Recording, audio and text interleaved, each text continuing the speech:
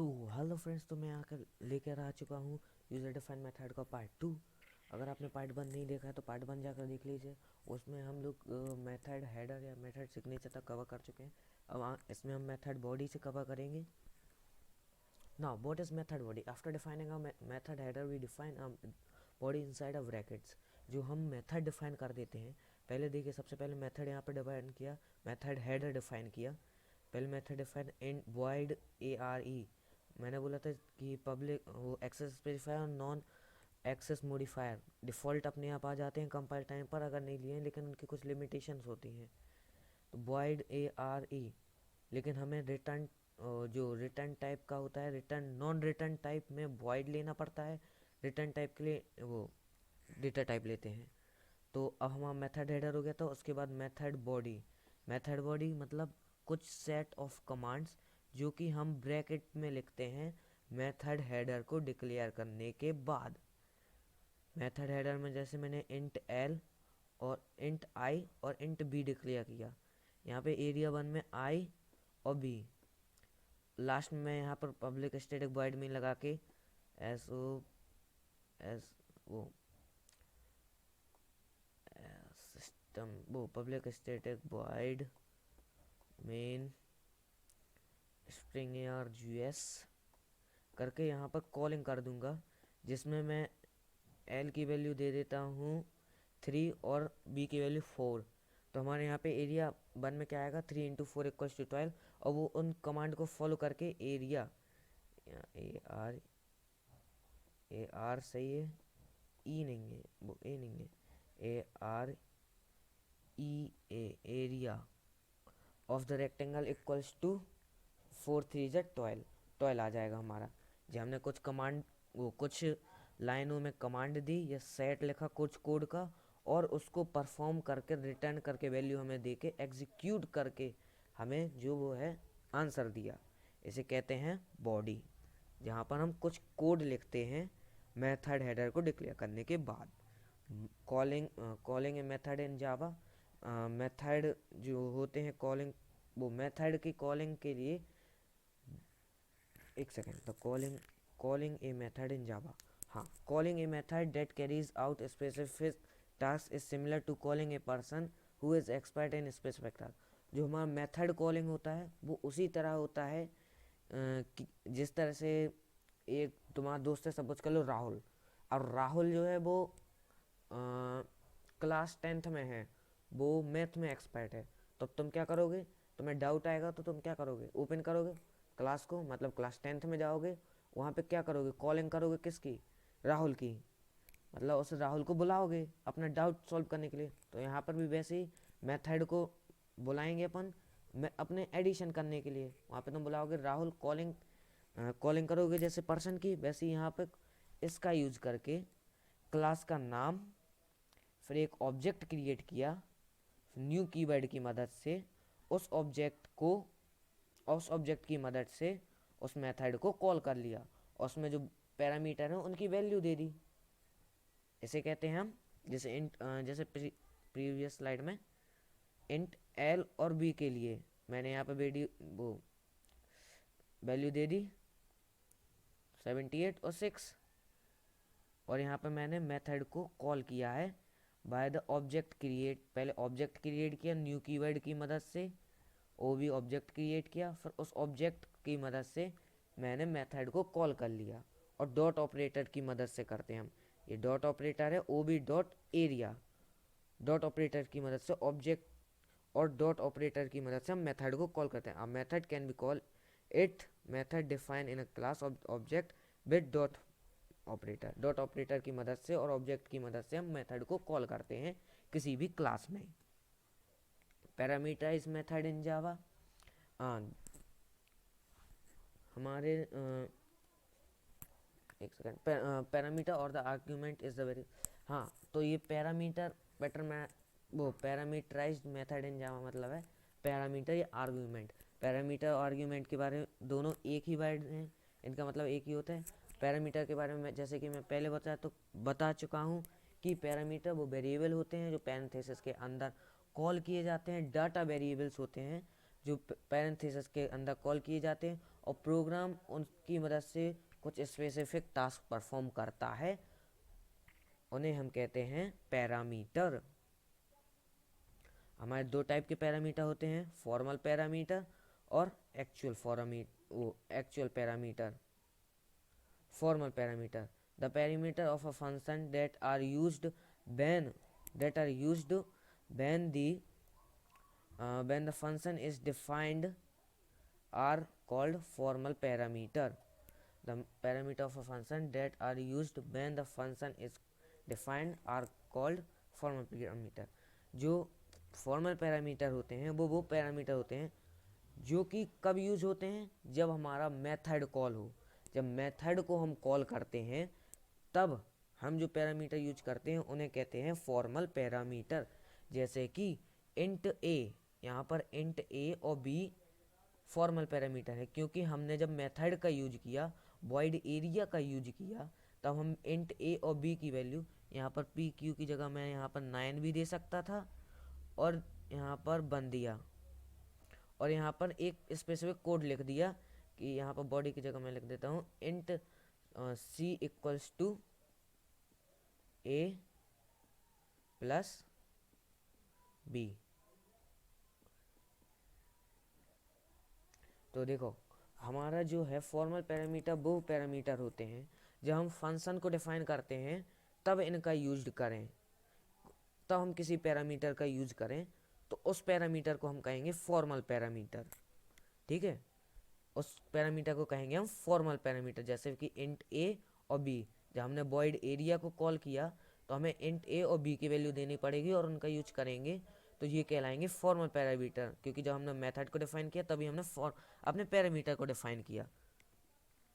ना actual parameters, these are the list the variable that are specified in the function call statement और when the function is called।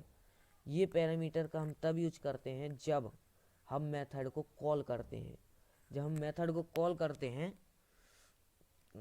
हाँ जी, हमारे formal parameter हो गए थे int B, और जब हम मेथड को कॉल कर रहे हैं यहाँ पर O B equals to new P A, इसमें हम जब मेथड को कॉल कर रहे हैं तो हमें आगे जाके इनकी वैल्यू देनी पड़ेगी, और उन वैल्यू देने के लिए अगर हम जो पैरामीटर या जो वेरिएबल्स का यूज करेंगे वो कहलाएंगे एक्चुअल पैरामीटर्स।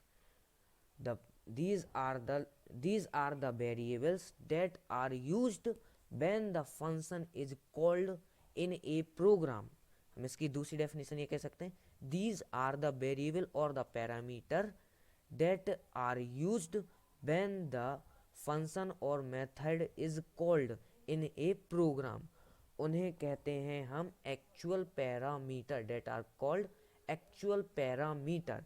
यहाँ पर इंट पी और 90, वो इंट पी इक्वल टू 90 और क्यू 87 एक्चुअल पैरामीटर हैं, क्योंकि जब हमने उनकी कॉलिंग की मेथड की तब इनको हमने डिक्लेयर या इंस्लाइज कराया, इसलिए हमारी ये एक्चुअल पैरामीटर, और तब हमने इनका यूज किया।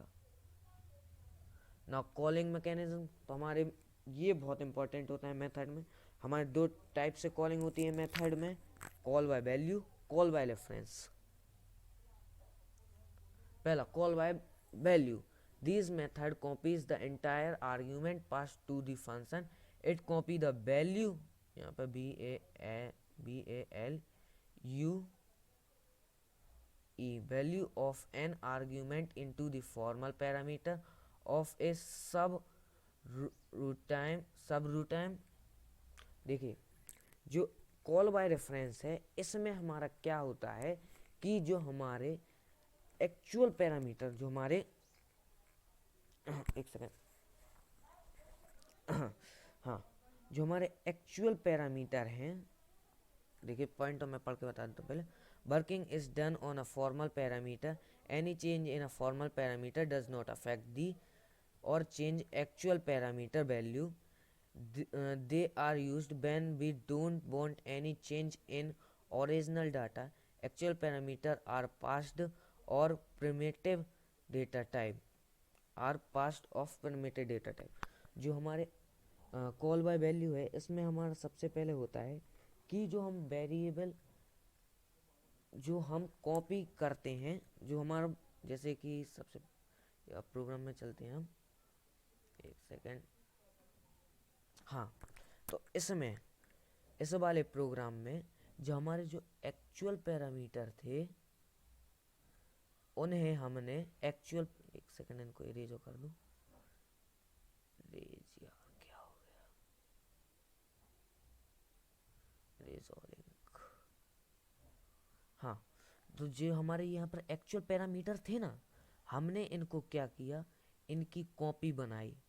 इनकी कॉपी कहाँ बनाई, इनको लिया और हमने कहाँ डाल दिया, मेथड की कॉलिंग में, और ये जाएंगे ऊपर, इनकी वैल्यू गई ऊपर, और यहाँ पर आकर ए में पी की वैल्यू शिफ्ट हो गई और क्यू और बी में क्यू की वैल्यू शिफ्ट हो गई। हमने क्या किया, कॉपी कर दिया, वेरिएबल्स की वैल्यू को ऊपर वाले में शिफ्ट कर दिया या भेज दिया कॉल बाय वैल्यू में। और जो अगर यहाँ पर चेंज आएगा, जैसे मैं यहाँ कर दूं int A equals to Z, और मैं जेड की यहाँ पर ऊपर वैल्यू दे दूं जेड इक्वल्स टू 36, और फिर ए की वैल्यू जो, और फिर कर दूं system dot out dot print L N SOPLN, और इसमें प्रिंट कर दूं ए,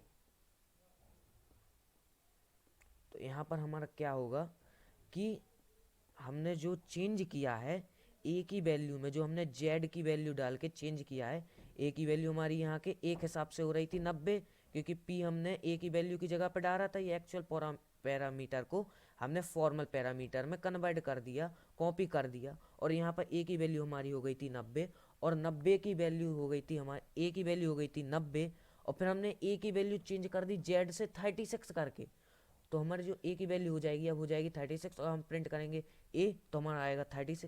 और अगर हम यहाँ पर प्रिंट कर दें पी, SOPLN लगा के पी, तो हमारे यहाँ पर पी प्रिंट करें तो यहाँ पे हमारा आएगा पी की वैल्यू 90 ही। और जो क्या है, हमने जो फॉर्मल पैरामीटर में चेंज किया वो इस एक्चुअल पैरामीटर को कोई अफेक्ट नहीं करेगा, मीन्स अपने ओरिजिनल डाटा 90 और 87 को कोई अफेक्ट नहीं करेगा। जो हमने यहाँ पर ए में चेंज कर दिया वो 90 को, मतलब पी की वैल्यू को अफेक्ट नहीं करेगा। इसे कहते हैं हम कॉल बाय वैल्यू। हमें जब कोई भी चेंज नहीं चाहिए होता है हमारे एक्चुअल पैरामीटर्स में, जबकि फॉर्मल पैरामीटर्स में चेंज हो जाए, और हमने क्योंकि कॉपीज दी हैं तो चेंज होना चाहिए था लेकिन नहीं होता, इसे कहते हैं हम कॉल बाय वैल्यू। तो आई थिंक दैट आपको कॉल बाय वैल्यू अच्छे समझ में आएगा। इसके तीनों पॉइंट आप बहुत अच्छे से करिए। ये वाला कई बार क्वेश्चन पूछा जाता है, डिफरेंस भी पूछा जाता है कॉल बाय वैल्यू और कॉल बाय रेफरेंस में। The work is done on a formal parameter, formal parameter पर हम आपको पूरा वर्क डन होता है, और कोई भी चेंज होता है फॉर्मल पैरामीटर में वो एक्चुअल पैरामीटर को बिल्कुल भी अफेक्ट नहीं करता है, एक्चुअल पैरामीटर को बिल्कुल भी अफेक्ट नहीं करता है। और हमें जब कोई भी चेंज नहीं चाहिए पड़ता एक्चुअल पैरामीटर में, ओरिजिनल डाटा में, तब हम इसका यूज करते हैं। और जब हम एक्चुअल पैरामीटर होते हैं वो प्रिमिटिव डेटा टाइप के होते हैं। देखिए इसका एग्जांपल एक और है, यहाँ पर देखिए इंट आई की वैल्यू दी है 10 जी, हो गया। इंस्टेंस वेरिएबल को हम एक्चुअल पैरामीटर कह सकते हैं एक हिसाब से। अभी के लिए हम मान लेते हैं ये होगा हमारा एक्चुअल पैरामीटर, क्योंकि ये हमारा मेथड के कॉलिंग के टाइम पे नहीं हुआ है। और ए होगा हमारा फॉर्मल पैरामीटर। पहले हमने आई की वैल्यू 10 दी, अब नीचे कॉलिंग में हमने क्या किया, एक ओबी ऑब्जेक्ट बनाया, ओबी नाम का ऑब्जेक्ट बनाया। अब सबसे पहले क्या किया, system dot out dot print Elon value of I की सबसे पहले वैल्यू डाली। आई की वैल्यू सबसे पहले कितनी आएगी, 10 सबसे पहले आएगी, value of I equals to 10, then O B dot I. अब जो आई की वैल्यू 10 है वो जाएगी इसमें मेथड में। अब आपकी मेथड में वैल्यू गई, ए की वैल्यू गई 10, A equals to 10 plus 10 equals to, फिर आएगा 20 हमारा आंसर। देन नेक्स्ट स्टेप हो गया, ये स्टेप खत्म। अब आएगी दोबारा system dot dot print L N, अभी भी हमारी आई की वैल्यू 10 रहेगी। ये डिफरेंस है कि हमारी आई की वैल्यू में कोई चेंज नहीं आया, जबकि फॉर्मल वैल्यू में चेंज आया, जबकि हमने कॉपी भी किया था एक्चुअल पैरामीटर को फॉर्मल पैरामीटर में, फिर भी एक्चुअल पैरामीटर में कोई चेंज नहीं आया। इसे कहते हैं हम call by value. I think that आपको पूरा सेशन समझ में आया हो। अगर आपको समझ में आया, like and subscribe my channel. Thank you.